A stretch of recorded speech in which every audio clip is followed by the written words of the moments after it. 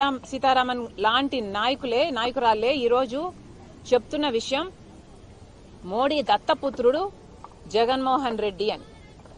నిజంగానే మోడీ దత్తపుత్రుడిలాగే మోడీ వారసుడిలాగానే జగన్మోహన్ రెడ్డి గారు వ్యవహరించిన మాట వాస్తవం కాదా?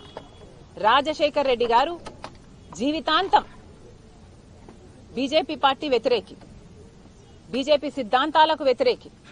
ఎందుకంటే బీజేపీ పార్టీ ఒక మతతత్వ పార్టీ కాబట్టి మతం పేరుతో చిచ్చు పెట్టడం, ఆ మంటలో చలి కాచుకోవడం బీజేపీకి అలవాటు కాబట్టి ఒక మతాన్ని అవమానించడం, ఇంకో మతాన్ని రెచ్చగొట్టడం బీజేపీకి తెలిసిన రాజకీయం మాత్రమే కాబట్టి రాజశేఖర్ రెడ్డి గారు అంతగా వ్యతిరేకిస్తే, గోద్రా సంఘటనలో రాజశేఖర్ రెడ్డి గారు బీజేపీని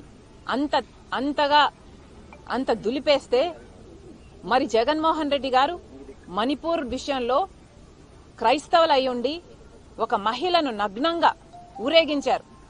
అంత ఘోరాతి ఘోరంగా క్రైస్తవుల పట్ల వ్యవహరిస్తే మరి జగన్మోహన్ రెడ్డి గారు ఏం చేశారండి?